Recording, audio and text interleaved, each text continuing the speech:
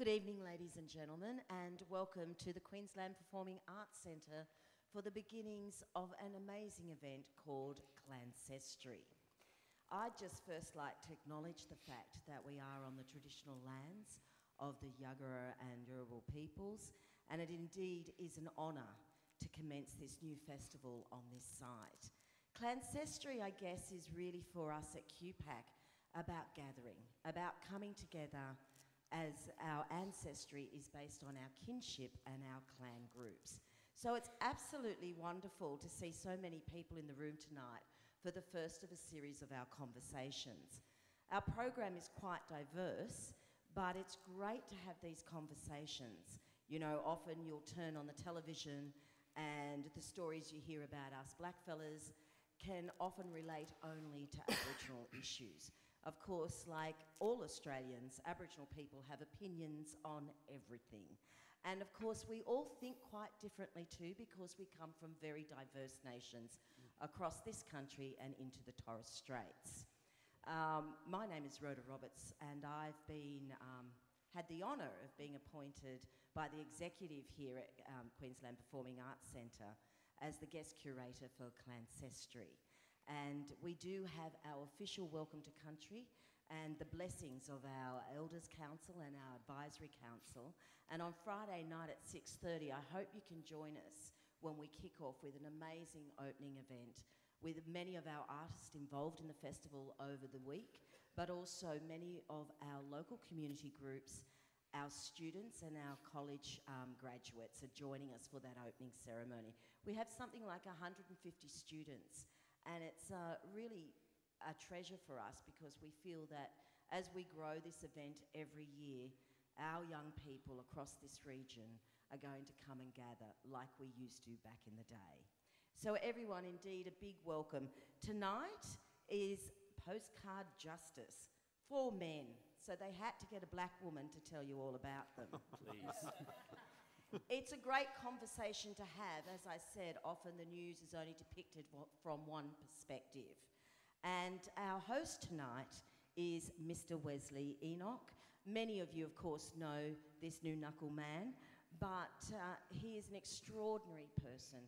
To me, Wesley is not only a brother and a colleague, but I think he is one of our resounding knowledge keepers. It's through the stories he tells, whether they're on the stage, the screen, or the small screen, that keeps our culture relevant and alive.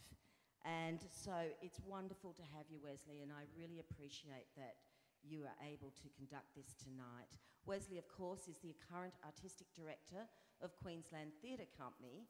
He's also a former trustee of the Sydney Opera House, a director, well, we'll talk about the rest later. And of course, after the conversations, we will have time for questions and answers, which I'm sure you'll have many of. I'll hand over now to Wesley to introduce the panel, but before we go any further, as you know, the rains have hit Queensland and northern New South Wales. It is a way of cleansing the site, ready for a great event. Think positive. But unfortunately, Mr. Chris Sara, one of our amazing leaders, is unfortunate that he can't make it tonight, and he does send his sincere apologies. He lives in Caboolture. There are a few bridges up that way, and they do overflow with water when there's a bit of rain. So unfortunately, he's actually flooded in, so he couldn't make it. So I'm sure you can understand that. So Wesley, thank you. Big welcome to all you gentlemen, and Wesley will give you a great introduction. Have Excellent. A great evening. Thanks, Rhoda. First of all, I'd just like to also, just this place is really significant. If you think back, we only needed a little bit of a reminder a couple of years ago. This was all a floodplain along this way, and it was always a place that there was plenty of tucker. And if you read some of the Tom Petrie diaries, there's conversations, recollections of people crossing the river at certain parts are over here, carrying their children above their head, or just treading water across. This place was always a gathering place, and Musgrave Park, which is just up on the just on the high slope there, was always a place you would gather because you could get lots of tucker here, and you could do culture and tell stories. So I think it's significant that they built an art centre here and a cultural place, the South Bank here, and That's part of the inheritance of this place. It's something that's come to this place, and that we continue it here with Clancestry as well. So it's wonderful that it's here. Yes, my name's Wesley Enoch. I'm the Artistic Director of Queensland Theatre Company, and it's my job to host tonight. We're going to talk up here as a panel for about half an hour, thereabouts, and make sure that we then open up to questions from the floor, or even statements from the floor. I should say to everyone that this is being recorded, so if you do speak, please wait for a microphone, and you are giving you permission, if you like, for it to be recorded. I know that 4AAA, Aboriginal radio station here, which Tiger works for, is recording it with the view to putting it onto the radio. So these stories, this conversation can go beyond just this room. These conversations are so much more important than just us sitting here. How do we tell as many people as we can? So please, afterwards, you might just have to, if you speak into a microphone, you might just have to someone will grab you and just to sign a little release form. Just have to give over your firstborn and things like that. That was much funnier in my head, but we're grateful that it came out. My job is just to introduce the panel here at the moment. Well, not in order here. Elwyn Doolan, who's over here, is a Gukul Yalaji man with Sherburgh connections, and he grew up in Kingston and Woodridge and Inala. Yeah. Elwyn is a proud father of 5 and strongly committed to his family, his work, his community, and particularly young people reaching their full potential. He writes here, Elwyn is a support worker at the 139 Club in Fortitude Valley. It's a drop-in centre, it's the biggest in Queensland, for homeless people and those in crisis. He works with all clients, many cultures and issues, and believes his role is a positive support to Aboriginal and Torres Strait Islander clients. Please welcome him.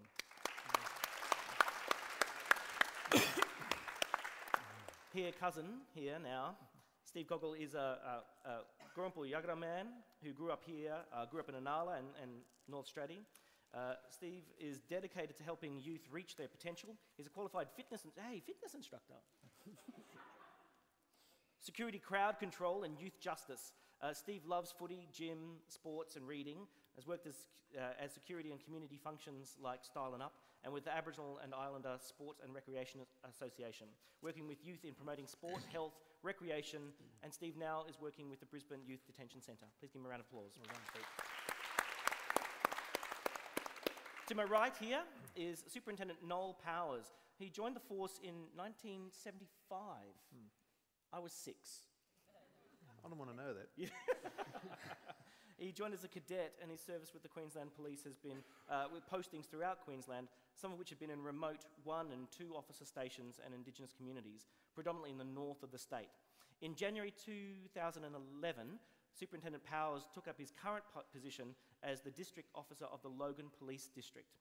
During his time at this position, he has had extensive involvement with the many cultural communities within the city and is committed to ensuring the partnership between the police and the many communities and their representatives remains strong and resilient. So please welcome him here tonight.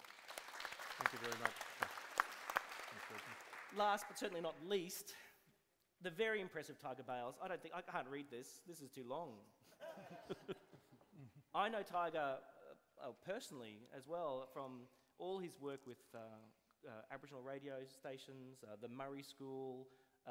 The work you've done nationally in terms of media has been extraordinary, Tiger. And he's one of those people, and you'll hear him speak tonight. If you haven't heard his voice, it resounds in you with a sense of truth and honesty. And it's a wonderful sense of that voice now being amplified through radio.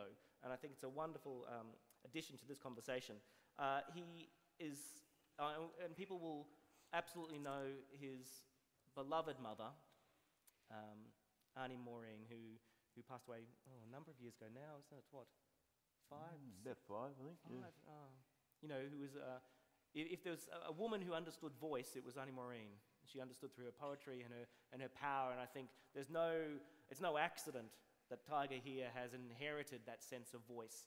He's currently serves as the chairperson of the New South Wales Aboriginal Land Council. Currently. Watch out, you own too much. That's about 23 years ago. Oh, was it? He moved to Brisbane. He works with Murray Radio there. I'm just skipping through because it's very long. Oh yeah, he's too deadly. Just say he's too deadly. Give him a round of applause. Right. Just to start us off with the panel, I wouldn't mind asking a little bit about where you came from, and do you think that where you came from helped make you who you are today? Steve, I want to start with you. Okay. I grew up in Anala.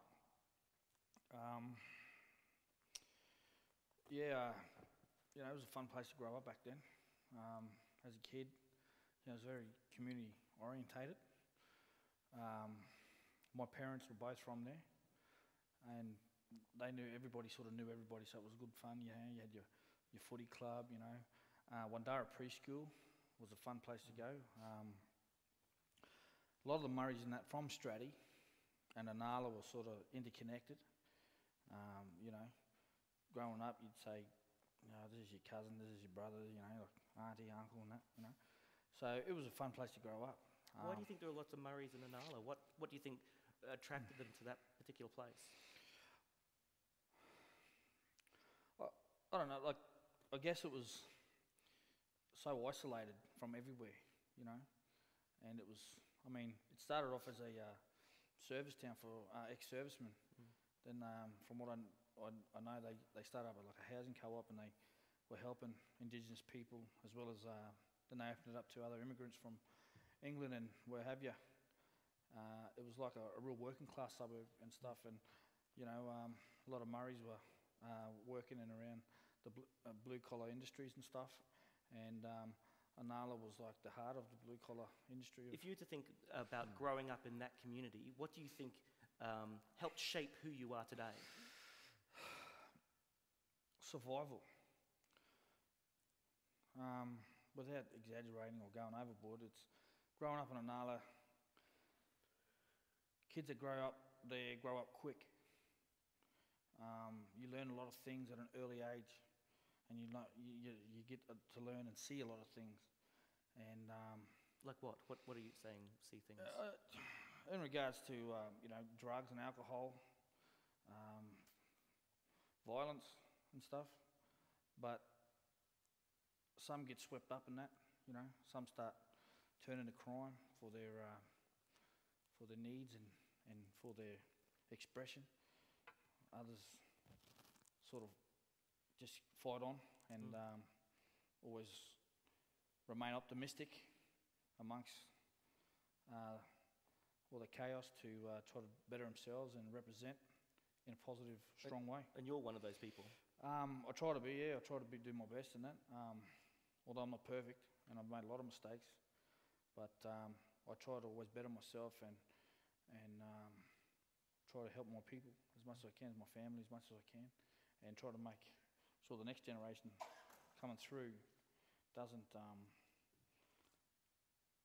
repeat, doesn't have it. We don't see history repeat again, because too many times in Anala I've seen history repeated with family, friends, and it's sad, but it's character building too. Like you realise that you can still do it, but it takes a lot of hard work, and if you don't give up, like anything, you keep on fighting on, keep on. Where do you live now? Where's? I've just recently moved out of Anala, but I'm over at the next suburb over there at Goodna and that now. So it's more or less Anala by the river, because I see everyone down there. I go down the shops and then I still see the same old faces. And hey, what are you doing here? You following me? You stalking me? And that, so. I'm coming for the river view. Yeah. It's interesting if you think about the corridor that goes from Logan, which is let's say Kingston, or maybe down towards Beenleigh, but let's say Kingston through like Loganlea, Woodridge, and you come across through Darra and around through to Anala, Goodna. That little area there's a lot of public housing. And in fact, in this state, it's within the top 5, I think, in terms of public housing. Yep. So if you put your name down and you want a place to live quickly, you go to those places. And it's one of those places that lots of people who are coming to the country for the first time or need housing, emergency housing, that's where you go first up. Although, since now that, as a kid, we used to play in the bush there, Elwyn too, when we were all kids, and there used to be a billabong there. We used to run amok in the bush where Forest Lake is now. We commonly nicknamed it Forest Mistake. Just a thing from us local residents, because what they've done now is, because in order to, I don't know, from my perspective, my point of view, just me as an individual speaking, that because Analis had such a reputation of a lower class area and stuff. I don't feel it was. I'm happy to say I'm from there, and it's a great place to grow up. But now that Forest Lake is next door, and it's a more upper class type suburb, they're sort of pushing out the housos now, or the housing commission, all the pensioners and that, and they sort of want to push them out further, and even amongst Goodna and stuff like that.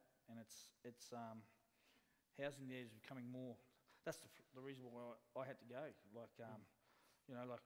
It wasn't for me as an individual, as a single man. I couldn't afford to live there anymore and stuff. And well, we'll come back to this because I'll talk to some of the rest of the panel. I'll come back. Tiger, I'm going to come over to you. You moved around a lot when you were younger. How did growing up in a particular town, community, how did it shape you? Well, I grew up on the banks of the Dawson River, Theodore. That voice. Sorry, Tiger. Theodore is directly west of Bundaberg, about 120k or so. Little town. My last year of school was 68. I was in year 10. I was born in 53. I couldn't catch a school bus in 66, 67, 68. It was for whites only. So I had to walk to school. Just to get into blues with kids in school with the white fellas, and then I'd fight the Murrays on the way home because we no longer lived on the riverbank. So I didn't know who I was, a black fella, white fella. And I came to Brisbane in 1969 and 70 to get that sorted out. But growing up there I wasn't taught, I didn't know that my grandfather, Sam Watson, a Wirri man of the Birregubba Nation, he was taken from Nebo and made a slave. He was 5-year-old. So slavery's happened in this country as a part of our history, and a lot of you mainstream Australians don't know that. It's not in the history books. So not knowing about my culture, about the experiences of my grandfather on my mum's side, and my grandmother on my dad's side was a horsewoman, a Murray woman from Eidsvold, Mundubra, Gayndah area. So we lived a lot on bush tucker. Mum and Dad made sure we went to school. 15-year-old, year 10, that was it. Out and work in the sawmill the day after the junior exam finished in 1968. And was work ever since. What values do you think growing up in that place, that family, that community, what have you learned and carried on to what you do now? Well, old Sam Watson, my grandfather, died when I was about 12, 13. And my dad always said, never be a bludger. You work, whatever you want, you work for. Stealing, or as I say, borrowing, even though we forget to take it back. That's not a part of who we are as a family, as a people. Never compromise your principles, your values. Walk tall, be proud,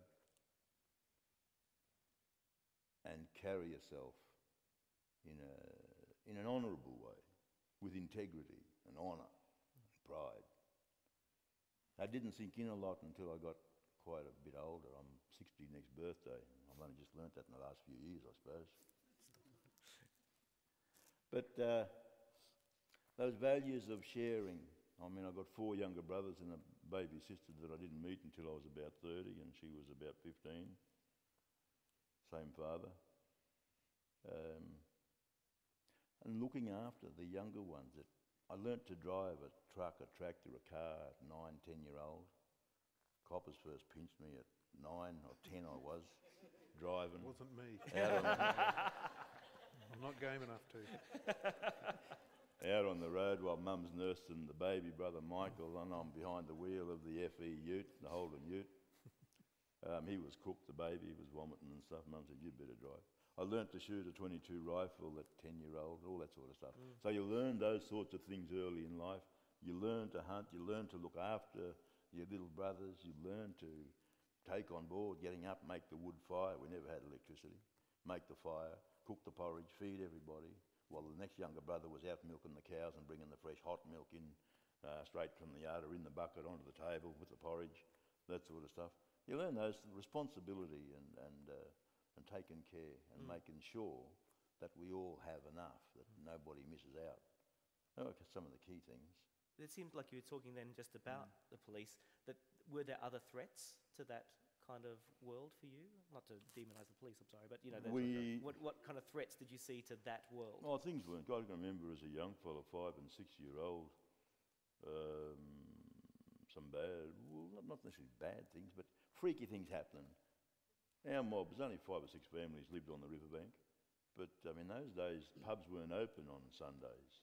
Well, they were for sessions. I think it was 11 till 1 and then 4 till 6. And Murrays couldn't get a drink, couldn't go into the pub and get a beer, so they'd send in the white fellow they worked with or somebody they knew, or might have been married to or something, to get a beer. And in between those sessions, those couple of those coppers would go down to the Murray tents, the camp, and cut the ropes down, and the cars would scream around the tents, and the women and kids would be running around screaming, because there weren't any or few men around. They were all out on Sunday afternoon chasing kangaroo, porcupine, guana, and getting a feed. I remember seeing that sort of stuff and the harassment of family. My mother coming in a truck, because my mum and dad always worked, and they were bag sowers, bulk wheat. Wheat was put in bags. It was harvested, put in bags, and you had to dump the wheat bags, and then you'd top them up and sow them. And I used to sit there with a roll of twine wrapped around. I'd have to thread the needles because the bag sower got paid per bag that they sowed, or per 100 a day. And Mum would come in off the trucks, got a ride into town, all grubby and dirty, and jumped out of the cafe, only one cafe in town, nicked the Greeks, the fish shop, and pulled up there for get something to eat and a drink. And local copper, new in town, who are you, what's your name, what are you doing in town? That was the small country town attitude and feeling that was common in those small country towns, because like I said, there's only a few of us in town in the families. So I saw that sort of stuff. Came on to Brisbane in 69, 70, like I was saying, learnt more about mobilising our mob, learnt more about who I was and how we weren't faring too well, understanding the politics of the system. We'll come back to that, I think, too. When Noel and I were talking just before, my brother joined the police service, I think a year or so ago. Yeah, a year ago. And works with this one here now. So I'm going to claim him up as family for a little while. But you're in Logan now, and I know we're going to talk about it soon. I'll come to you in a second, Alan, but there was a lot of issues in Logan recently. Yeah, quite recently. I mean, these kind of stories you're hearing now about people growing up, and are they the similar things that you saw and hear in Logan all the time? Or? Look, that was really just an isolated incident, if I can put it that way. And I understand there was a lot of background to it that I suppose a lot of people either chose to ignore or just simply didn't see. And I think what happened then was just really a flashpoint. All the materials were there. There was a lot of feeling. It was like tinder. There was a lot of tinder around. A spark came to it, and off she went.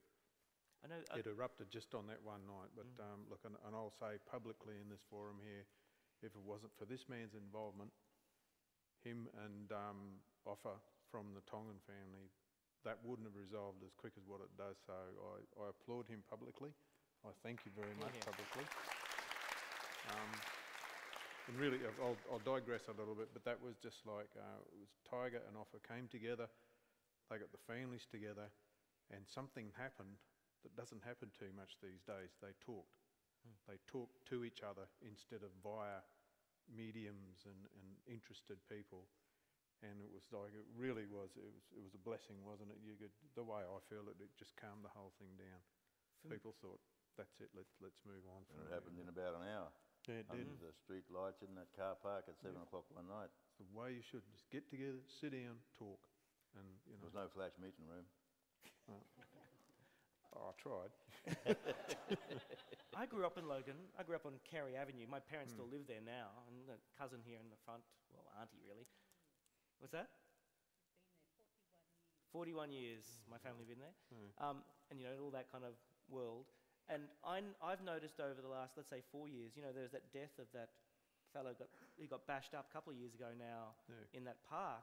and there was, Pacific Islanders bashed up this fellow, and older fellow, and passed away. And then I think about the house fire that was in Slacks Creek, which is, if people don't know Logan, it's in Logan basically. It's just next to Woodridge.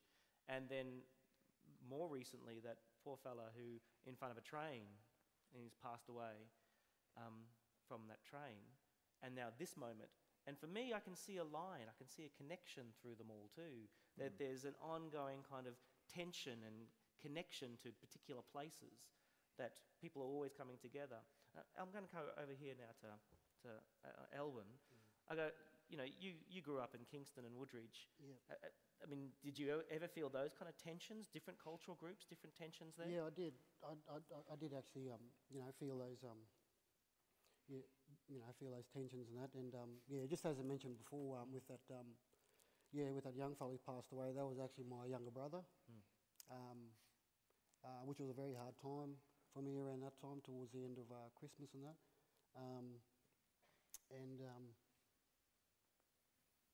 I just really found it, found it pretty tough, especially, especially when you try to take into consideration, so many different ethnic groups, different cultures and different, point of views, and cultural beliefs, perspectives and all that, and you put them all in one place. Of course, you're going to find a lot of people not going to agree with each other, and and you could see that sort of happening, like on and off again, but not as big as it has been, previously, recently, I should say. What do you think recently that some of these? Well, look, they're getting more media attention, so we can't really say that they are bigger than anything that's gone before. Yeah. They just seem to be more public at the moment. Yeah. Do you ever feeling that these tensions are bigger, and what might be causing them?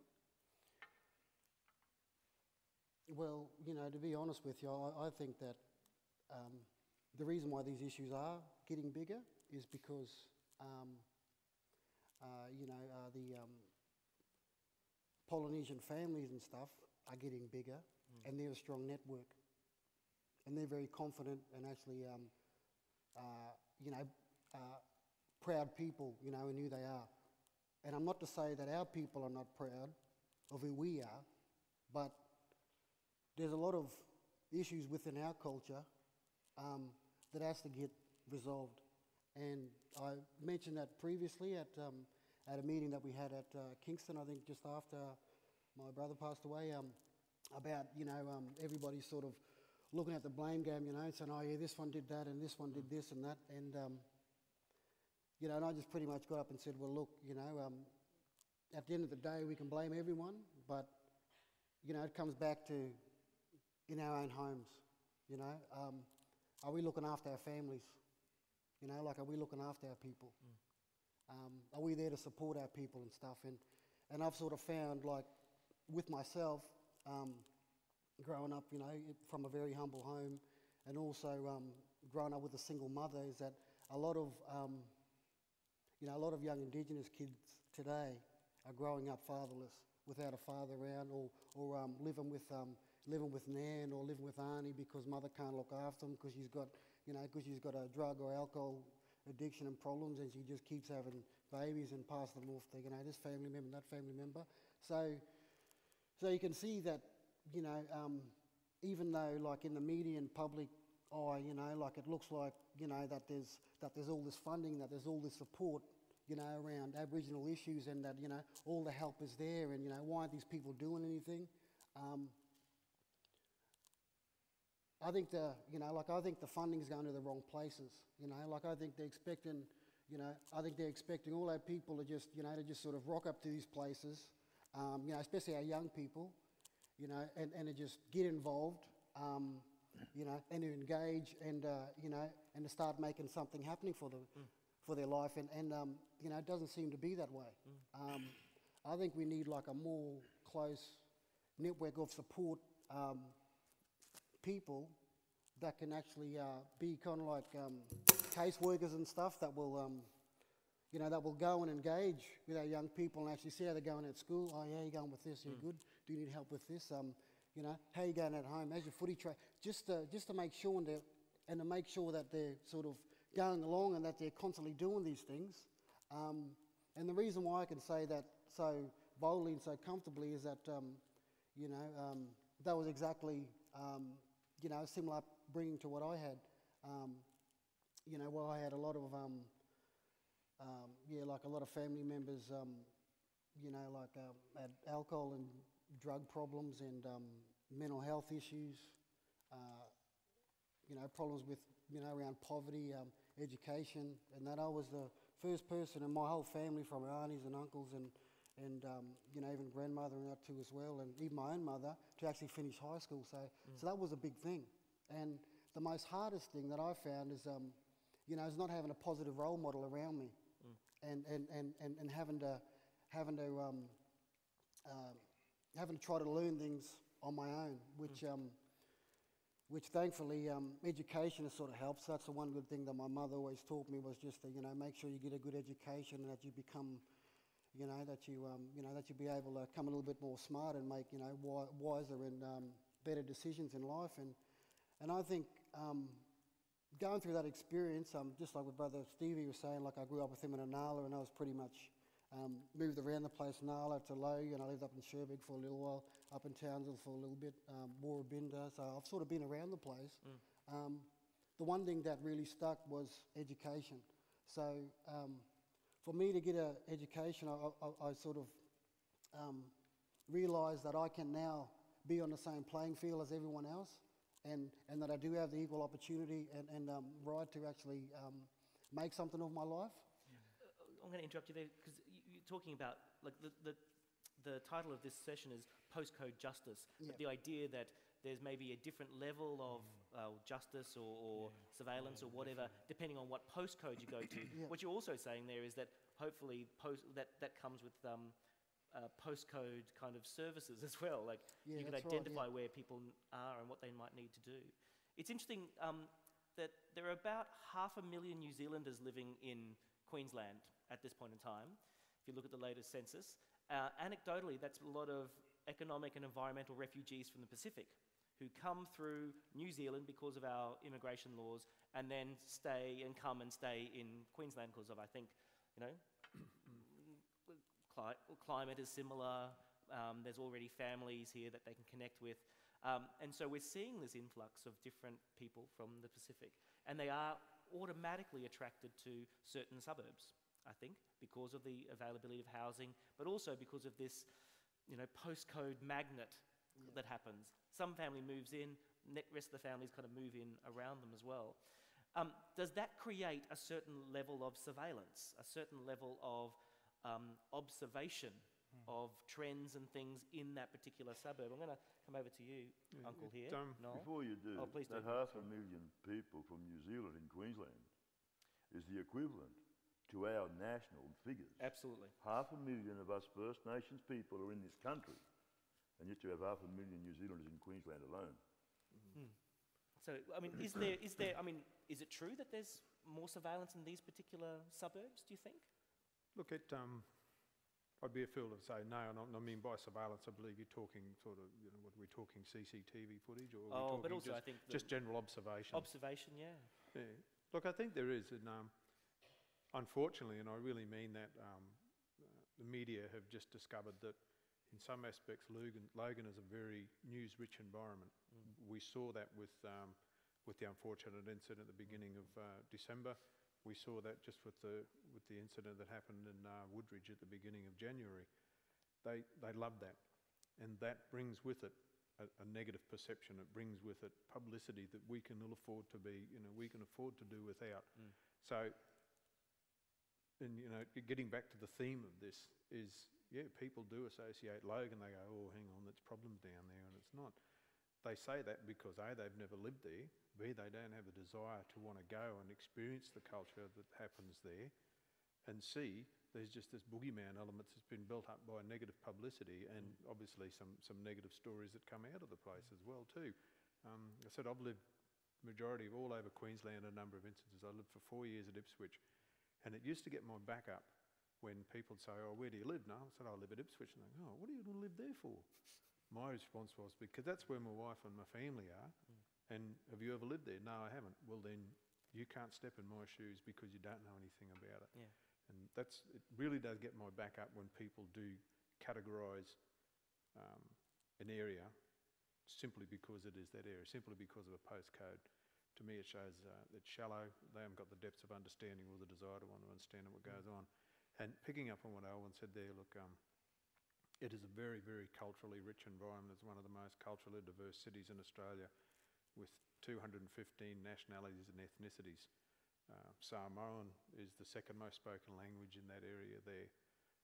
We're now a major staging post or deployment post or housing area for majority of refugees, be it on humanitarian visas or other type of visas they come to the country. They put those people in there. I personally, what I've seen is there is friction, yes. I'd be a fool if I said it wasn't. You know, the people from the United Nations can't sit down and agree or compromise on a number of issues, and these are educated, well-travelled and well-versed people. So, of course we're going to have the trouble, of course we're going to have the issues, but picking up from what I've noticed as a result of that, Alan's brother's unfortunate incident, and it's really, to me, it's just quite simple, is the First Nation people, as traditional owners, it's their land, it's their country. All way I see it, all they're asking for is you can come and you can share our country with us, you can share what we have, but respect who we are and what we are. The traditional owners, the people are entitled to that respect, and they earn it as well too. They deserve it, and unfortunately, in some instances, it's not forthcoming. So I think that's a problem, and I'm more than a willing partner to try and instill that as well too, is to be respectful of who you are and where you are. It's fascinating that particular city, Logan, is named after a particular governor of Queensland who met his end being speared by a group of Aboriginal people, Patrick Logan. Yeah, so you kind of think, maybe it's got a history there of kind of looking at all No, that he did stuff. something to deserve it. He did it indeed. Now, we've already been talking for about 35 minutes, which is amazing because I could sit and listen to everyone for ages. We do have to open up to questions because I know people are here burning to ask things, and I hope that you can ask questions of the panel. So if you can wait for the microphone to get to you, if you want to put your hands up, here, right at the front here now, Auntie in the front. Here. Just introduce yourself a little bit, maybe even where you come from, and just address the crowd. Hi, my name's Rebecca and I'm from Armidale, New South Wales. I've been living in Brisbane for about 9 years now, and about 10 years ago I was having arguments with my family because there were sort of rumours in our family that even though we're just ordinary white middle class Australians, we might have some Aboriginal ancestry. And I started saying, well, that might be true. And everyone said, shut up, Rebecca. And then when I said something to someone outside of our family, I was totally ostracised from my family. And that's only just begun to resolve now. Within about a year, I had a relationship with a black man. And we're good, aren't we? Some of the married Aboriginal women gave me 2 rules, right? Yeah. I was given 2 rules. One rule was, as a woman, never to go alone into a house full of men and be the only woman present. I've followed that rule to a T, right? 2, if a man was to hit a woman as many as 3 times, the woman has an obligation to leave that relationship. And if she stays in a relationship with him after a 3rd hit, then she's in trouble herself with her people, with her elders, right? So many years down the track... Do you have a question you might want to ask the panel at all? I do. I'll wrap you up, get to the point then. Yep. A couple of years ago, the 3rd hit from a fella came, a different fella this time, right? And he's somebody who had hit many different women, and he hit you? Yeah, and he'd lasted and in a relationship with me. You left him? Yep, he'd lasted in a relationship with me for longer than he had with anyone else for many years, right? And I thought, okay, well, that's that. And he started being threatening, and I just walked out of my house. It was my house, my public housing tenancy. I walked out down the street with bare feet because there was no way I could secure anything except my body. I got myself down to the nearest public phone and I rang 000. And in my immediate local environment, I didn't feel like I had any safe neighbours or anything. I rang 000. The police came, and I had to have an argument with the police because a policeman said to me, in Aboriginal cultural custom, women are expected to put up with domestic violence. You poor thing, you poor white girl, you've been hit by a black man. We're going to take sympathy on you, but you know we're not going to be able to stop him. And I had an argument. Tiger, with do you want to respond and to this? I don't want to. I don't want to. I'm going to put it all right. so we can respond, so the panel can come to you. Yeah. Tiger, do you want to respond at all to this? Well, it's not a part of our culture, violence, brutalising our children, our women. It's not a part of our culture. Exactly. But it has become a part of our lifestyle for a lot of us, some of us, not a lot, some of us, it has become a part of lifestyle due to frustrations, due to a whole range of things within the circumstances that we live. It's not acceptable, it's not that you cannot condone it, and it's not a part of our culture. It's something that we've learned since colonisation. Now, I am going to stop you because I want to make sure lots of people get to talk tonight. Yeah, But thank you very much. Come and have a yarn to us afterwards, after all this kind of stuff, because I think that it's a big thing to talk through. Please. Is there another question? I saw someone at the back. Who's up there? Up the back there. Make you work hard. Run up the back for us. Excellent. But yeah, we can have a yarn later. Hello everyone, my name's Kayla Tyson. I'm a Marooney woman of the Gurung Nation, and I lived in the Logan West suburb of Browns Plains for about 20 years of my life. I've just recently started a campaign called the No More Lives Lost campaign, and that was in response to all the things that have been happening in Logan in the last couple of months. But that's what triggered my thoughts, because in 2001 my friend got murdered down at Coco's in Kingston, and since then, when brother Jackson passed away, I sat down and I thought, I made a list, and I had been to over 40 funerals since 2001. 4 of them were killings in the Logan area, 10 or more were suicides, and probably at least half of what was left over were what I believed to be preventable health issues. So that's why I came up with the campaign, and basically it's just to instill in people, like Alwyn was saying, that it starts with us first, and that it's about thinking positive and all of that. But we have an exhibition called the Logan State of Mind coming up in May, and I just wanted to ask for all of you, whether you're from Logan or not, but particularly from Logan, what were your dreams as young people growing up? And even though you were in a low socio-economic place, I can relate to your story. We didn't have a lot of money. We didn't, a lot of people looked down on us. But if anything, I think that made us more ambitious to succeed.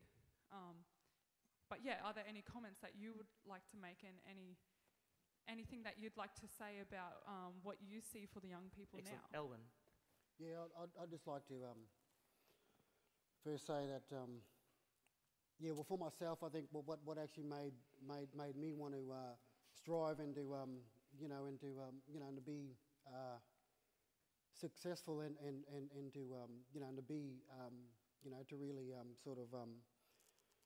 to get to where I am today. I think it comes back to the passion and the strengths that I have within myself. And I think the main thing that actually really helped me was the one thing that upset me and that infuriated me the most, and that was unresolved issues with all these different family members in my, in my house, with aunties and uncles and everything like that. When you say unresolved, you mean? Unresolved, drug and alcohol addiction, mental health. So you're living in a education house stuff. with these but with all issues. these things. Yeah. And the most ironic thing about it is that where I work with people with all these similar issues, and I'm really good at doing that. Like when I first started there, my manager actually said to me, he said, "Oh, Ellen, are you going to be okay?" And then after a week, I just said, "This just feels like home. I feel like I'm just coming to a social club. You know, I've got, you know, I had an uncle with the same issue like this and mental health, you know, and this one here. I said, this is just great, you know, and I think it really led me, which was funny and ironic because I think when you find your place on where you're supposed to be, I think it's just effortless, and I think your skill can actually emerge and start to sort of take its showcase. So Well, that's the key, isn't it, about skills? Yep. You're talking about who has the skills to talk through, to analyse, to, if you like, break the chain of whatever kind of disadvantage there is, to move on. Right. How do you get those skills? And I think, Elwyn, you were talking about That's education right, being a really important part. Education, yeah, that's right, yeah. I mean, Tiger, you've worked a lot in Indigenous education. I remember you talking about the sense of when they left the Murray School, there's often really high achievers, like incredibly high achievers. I mean, I think us sitting here, yeah, you can claim that too, quite high achievers in that way. Does everyone learn those skills? I think the foundation for it is to be strong in your culture and identity. For us as First Nations people, if we can't get that identity and cultural identity in place and know who we are and feel strong and proud of who we are, we're continually, like I was until I'd left home, fighting with black fellas, fighting with white fellas, not knowing the stories of my people. That cultural identity, if we can get that right and instilled in our young ones, we can achieve anything. It's a tension. I think there's a real, I think as Aboriginal people, we are shapeshifters. We've got a culture at home, we've got a culture on the street, we've got a culture that's at work, and how do you, I see people nodding their head here now, you shape yourself into the environment and you go, oh, how do I fit there? You've got to be able to live in two worlds. Yeah, more than Murray world, Yeah, mainstream world. And we've got to be able to code, switch and chop and change. Definitely. I can relate to that, Tiger. Like my dream growing up. See, I grew up, me, my mum, my little sister, Kayla, and you know, my old man wasn't around for the first 10 years of my life, and then you know, my dream was to be, you know, I didn't want for anything. I didn't want to. I want to own a house. I grew up in a housing commission house. I want to own a house, something to call my own. You know, I want to have a good job. I want to represent for them. You know, my culture though. I had uncles and that around. My dad's family and that around, and Dad was still was a part of my life. He came in and that. I went to live with him when I was 10, and then that's when I got what Tiger was saying, more of a cultural identity of who I am, where I'm from. Had only Kerry, Charlton, educate me also on stuff. Grabbed me a couple of times for my pretty poor attitude, but I could thank her for that now. But and you know, that was my dream, just to help our people and to not have a family and then not have them want for anything. I'm hearing that as a theme, isn't it? The sense of saying, the more sense you have of family, or if you like a family alternative, be that some kind of care, some kind of person who can provide skills for you to articulate your environment that you're in, is what's needed often. And also, just touching on cultural identity, working in the Brisbane Youth Detention Centre, a lot of these kids in there, the Murray kids in there, sadly we overpopulate, we're overrepresented in there, and sadly a lot of them don't know who they are, where they're from. You know, you got a lot of, there's no girls' detention centre up north, in North Queensland, so a lot of them got to come from places like Arakoon and all that, and Bumagara and all that, and down to Brisbane, and they don't know this place, they don't know what's going on. And even I talk to young boys and girls, and then some of them say that being a black fella is they got to smoke, they got to drink, they got to fight, they got to do crime, you know. The urban initiation. And I said, you know, and I try to push for a full-time cultural education class in there, to my management and stuff like that. But you know, there's a bit of red tape there, and they're not really sure what to go. But these kids, when we do have dancers in there that show them corroboree, that talk about you know, hunting and gathering, you know, and then we turn it around. Okay, so from 200 years ago to now, our way of hunting and gathering is to get educated, go out, get a job, provide for your family, and it's like a whole new world to them. It's like, you know, the bubble's been shattered, and they realise, wow, I can be a black fella and not do crime. I can be a black fella, and I said, yeah. And you know what? And I tell every one of them, you fellas, you be proud of who you are. You know where you're from. You're Murrays. You're of this nation here. This is our home, our country. All right, you fellas. I said, some of them, oh well, sir, I'm shame. I don't know how to dance. I don't know. I said, it doesn't matter. I said, your Aboriginality isn't skin deep. It's a state of mind. It's a spiritual thing. Okay. And usually, you know, if you listen and learn, you be warriors, not a slave, not slaves to the system and slaves to the jails and There's stuff. a question here first, and then the gentleman up there. So this further, and then up there. It's more a statement. Is that all right? Please do. Okay. Kane Atwana is my name. I'm a proud Meriam man from the Meriam Nation. I'm from Kuwait village, and our village actually adjoins Uncle Kwiki Mabo's village, and that's what put our little community on the map. And I'm a bit intimidated here because I'm always intimidated by Tiger. And, he's sort of sitting That's right just there good too. sense, man. That's good sense. But I've talked to Tiger, and I said, brother, I might write a play about this man because I'm going to call him the first Tiger. And nobody take that either. It's copyrighted. But can I just say very quickly that, and I'm really enjoying this, by the way. And I acknowledge the men here and my brother, the Bulliman here. I acknowledge you too, and having the guts to come here and face us. Here. It ain't easy. And and the reason you're in Logan, running Logan Police Station, is because of you don't learn that stuff at college. It comes from your heart, brother. You're talking your spirit. And what I want to talk about is what we're seeing here is evidence. It's not a black issue. It ain't a black issue. It's a human issue.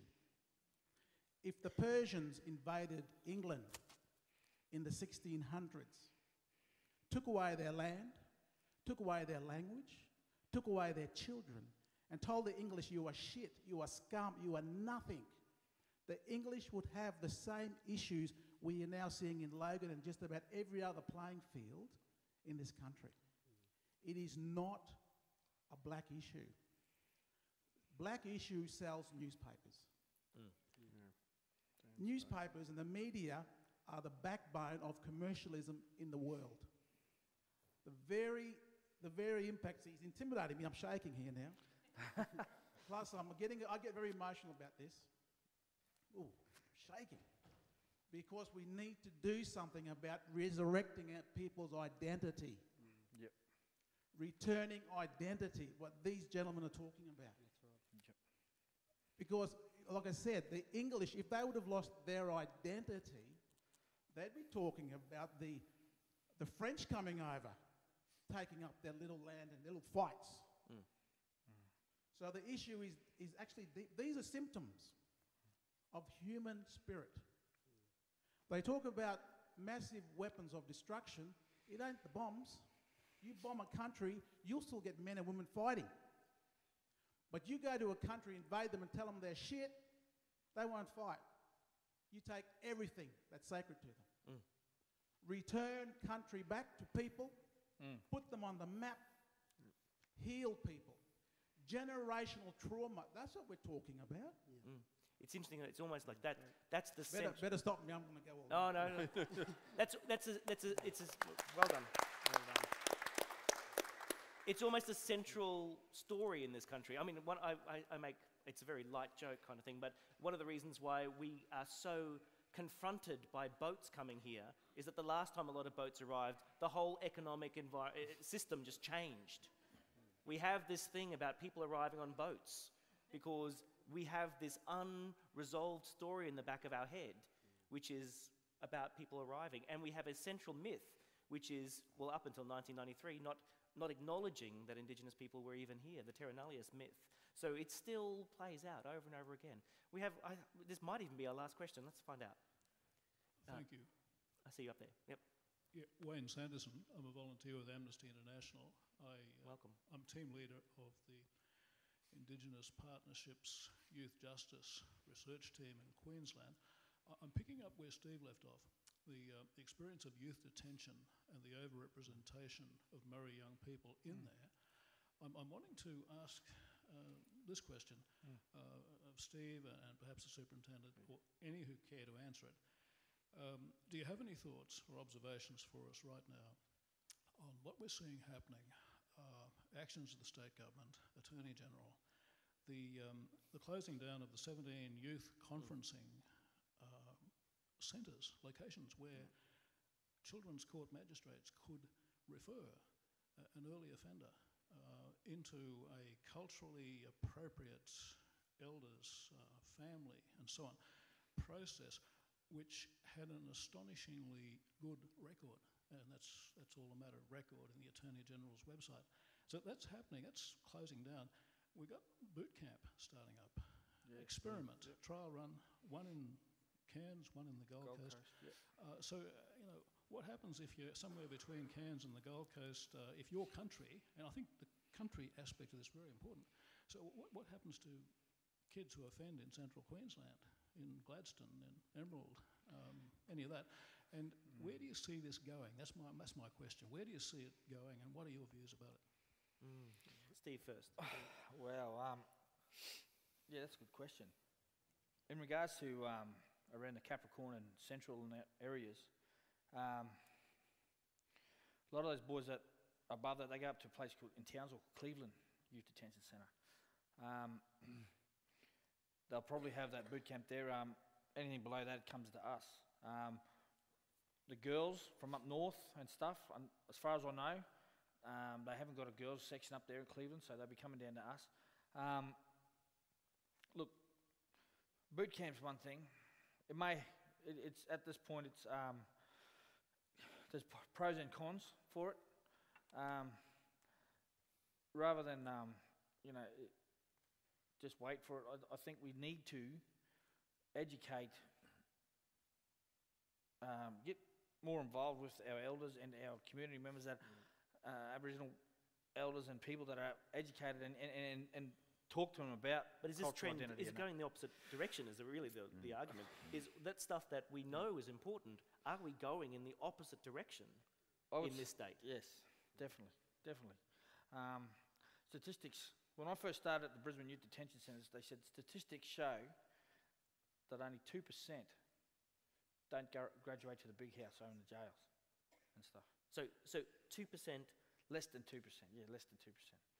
And So 98% will go to the big house. Sadly, yes, that's right. And so again, Aboriginals overpopulate the place in there. And 98% of people who go to juvenile detention centres, 98% are almost guaranteed to go on to jail. That was back in 2009. Yep, those statistics when I first started. And I had one boy, and I see it all the way through. If they did have culturally appropriate families and people coming in and willing to show them culture, not just culture as in dancing and that, but culture as in respect and honour, and show how to what the land means to them, what their families mean, what it means to have a family and to be a responsible Aboriginal male, and how to role model themselves and what they want to be, get in touch with their dreams, what Sister Girl was saying up there, and how to work on building those dreams up. I try to do it in there, but this whole idea of identity is a very strong theme. It's the key. It's a very strong theme coming through. No, yes, please do. And unfortunately, I can't comment on government policy because it'll get back to them and I'll get into trouble, and I don't Take like the uniform that, off and we'll talk. No, you wouldn't like what's underneath. You never know. Can I see? And well, if you insist, let's make this show interesting. Look, I can tell you, and I'll go on from personal experience and some of my views. I remember as a young officer based in Townsville for a number of years, and when I was up in Cairns as well too. Back then, if you had any juvenile offenders, they had to come down here to Brisbane. And I can remember transporting some of the young Aboriginal males and everything. And I recall it now, but perhaps I was too young, too stupid or too arrogant to sort of see it. But the common theme amongst all of them coming down from there was fear. Was fear, and it manifested itself, and it still does to some degree. It manifested itself in this outward show of bravado, of Yeah. cheek, you know, I don't give a shit, big deal, you know, I've been to the big house before, I'm going, and that sort of thing. And I think, well, looking back on it now, I'm like Tiger, I've learned late in life that you have a look at that. If you could turn that around to show, well, turn that into an interest in your culture. I think if the government were going to spend their money, and this is Noel Powell speaking, this isn't Noel the Copper speaking, if you could perhaps give them more cultural awareness. As you said, you've got tremendously rich heritage, you've got your traditions, you've got your dreamings, you've got everything that we as white fellas, we come to the table with nothing. Yeah. We've got nothing when it comes to the cultures that the Aboriginal people hold.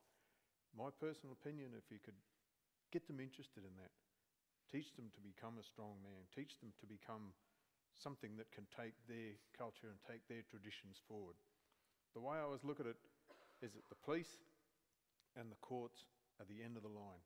By the time people come to us, all this stuff that's before them has failed. And there's so much before that we can do to divert people away from us and ultimately the courts. Yep. And I think there's a massive gap that government in particular and a lot of organisations, and I mean we're partners in it as well too, we get the ability to help people along that path. So when they come to that age in their life where that's the right way, that's the wrong way, then you're on your own. If they Now- go down that wrong way, someone give them a smack behind the ear and put them back on the right track. We're That's running over Noel Powell time, speaking, and so. if you, with your indulgence, there's two more questions. I see Auntie up there wants to say something, so we just make sure she gets one. And then who was that? Yeah, the next one here. We'll get those two over and we'll wrap it up, so please forgive me. It's Auntie Jean Phillips. I just want to say, look, we do a lot of work. I represent a church, and those of us in Aboriginal ministry, we do a lot of work, even around Logan. I've been doing it around Logan for years and years and years, as well as in other parts of Brisbane and around Australia. We in the church, people never ever come and ask our advice, and yet we do nearly all the funerals, all the suicides that's in our communities, all the tragedies that's in our communities, they fall on our desk. We've been doing prison chaplaincy for over 50 years here in Brisbane and in Sydney. But I want to throw out a challenge tonight to two groups. First of all, I really believe that governments have divided us as Aboriginal people. Yep. And we've set up a system, a class system amongst ourselves. Because out there in Logan, there's a lot of poverty, as well as in other parts of Australia. And people don't want to talk about poverty, because a lot of people are very, very comfortable. And we meet with a lot of the people out there that other people don't meet with. The other thing, I want to challenge non-Aboriginal people in the audience tonight. You come along to meetings after meetings. I want to tell you that all of you have benefited what's happened to Aboriginal people in this country. And what are you giving back to Aboriginal people? This is the message that we give to the Christian church, and I want to give it to you tonight. It's one thing to come and listen to all of these sort of stories and sad stories, but what are you doing to give something back? We can talk about reconciliation till the cows come home. Yep. We're not going to get reconciliation in this country until we've dealt with all of those big issues in this nation. We call it in the church, the sin of this nation is the theft of this land, and very few people want to talk about that. The families taken away, all of these big issues. And what are we doing about? Where is the voice? Yeah. How many of you have spoken out about the stolen wages? A lot of those families down there in Logan and in Nala, their families, it's their stolen wages. Yeah. How many of you have written and spoken out about that? There's all of these very big issues. Just recently, and Tiger knows this, we buried another lady who's been to these meetings fighting for her wages. We've got 3 people that I get calls from on the north side, very ill. It's their wages. You know, all of these tragedies. And you folk have to learn to speak up. Thank you, and Annie. to challenge Thank you. and to do something. Thank you, Annie Jean. Thank you. Last question or statement right here. This is our last one. Thanks, Wesley. Chelsea Bond from Manala. I think, Hey. yeah. Some of the concerns is that perhaps justice is administered inconsistently for Indigenous people. So there is a sense that we're subjected to increased surveillance and scrutiny, yet the police are less responsive when we are considered the victims of crime. And I think there was a sense of that within our community historically, and it's been talked about. A good way to look at it is if we did a poll of this audience and looked at Indigenous and non-Indigenous people here, the proportion of people who would have experienced a street check would be considerably different. And some of you may not even know what a street check is, but it's to confirm the identity of people who are existing in public places, and Indigenous people tend to be scrutinised around that. My question is to what extent, Superintendent, do you see racism and classism a problem within the Queensland Police Service, and what can be done to build the capacity of officers to work more effectively in neighbourhoods that are considered poor and ethnically diverse? Oh, it's always the last question, isn't it? Mouthful, sorry. It's always the... Yeah, there you go. There you go, There we go. Superintendent. Oh, look, I'd be a fool if I say there aren't elements of racism within our organisation, just as I'm sure there's elements of racism amongst all the communities throughout Queensland, throughout Australia. And unfortunately, the police association with the Aboriginal people over the many, many years has sort of fostered a level of distrust and also resentment in some instances as well too. I can't apologise enough for that. But I know, and from my perspective, I'll speak from the Logan perspective because that's where I've got it, is my young officers, when they come out of the academy, I get an hour session with them, talk about where they'll be working, what they'll possibly be encountering, what my expectations are, what the community expects of them, and what in turn they're going to seek from the community. What I preach to them all the time is it doesn't matter what situation you go to, whether you go to a house of an Aboriginal person, Island, Congolese, Sudanese, Burundian, any of the other nations that are there, the first thing you walk into that person's house, you have dealings with them, the first thing you present to them is respect. And this is something, I know it's a long road, but I think someone's got to take it, and I'm more than keen to sort of get that on. In some instances it is, and traditionally I know that the Aboriginal people, and particularly the youth, are overrepresented in the criminal justice system. They've been let down, unfortunately, over the years by a number of factors, not their own doing.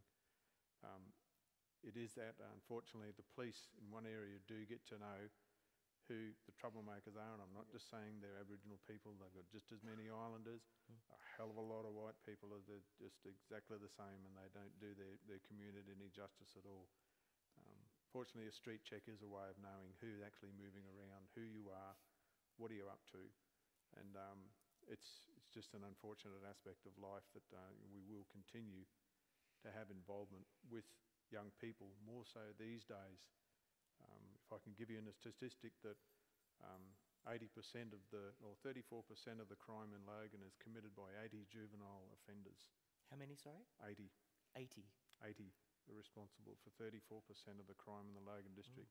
That covers your breaking and enters, your stealing cars, you're stealing a range of things, your robberies. So it's with that in mind that we have to take steps, be they proactive or reactive. So I know what you're saying, I know where you're coming from. It's a long road that we've got to go to try and reconcile some of the incidents that happens from years ago, but you've got my assurance I will try, and I will make sure it happens, particularly to the police within Logan. They're dealing with a wide range of issues, a wide range of cultures. They've got to be more sensitive to the needs and the respect of people than any other police in the state. It's a big question, and I think the theme of this talk was actually about postcode justice, and I think we have seen already there's an idea of location or dislocation, be it both cultural or geographic, that happens in certain centres, and that in those centres there can be greater crime or certain social issues that need to be addressed, and that what are the tools to start addressing them? The police have one set of tools, the community have another, families have another. What are those tools? How do we strengthen them? And how, as a community, do we move forward? if there is a postcode justice, it must start with us as individuals and our families, how we bond with each other and how we move forward. The police, as Noel said, is the last point. How do we make sure there are enough things ahead of them in these postcodes that we can make life, especially for young people, a much better place? Can you please join me in thanking the panel for an incredible discussion? Thank you very much. And I invite you to come and join us outside to have a bit of a chat. If you have asked a question and you're happy for that to be recorded and sent around because you've asked very important things, please, who do I point you to? Over here. Come see Sue, and we'll make sure we've got your bits and pieces. So please, we really want to make sure this can get out beyond this group. But thank you very much for spending the time and coming out in the wet, and we'll see you again very soon. Thank you very much. Thanks, guys. Well done. Thank you. Wes, can I say one thing for all of us? All of us, be we First Nations or mainstream Australians, dominant culture, settler society. One thing we can all do from here tonight, learn the true history of this place we call home. My people need to learn it too. We need to know that we were not roaming aimlessly prior to colonisation. We need to know. But if everybody here, everybody that calls this place home, learns the true history of the place we call home, we will develop a better understanding for First Nations people. If we develop understanding, we will be able to develop respect, establish respect. If we've got respect, we've got a more harmonious culture.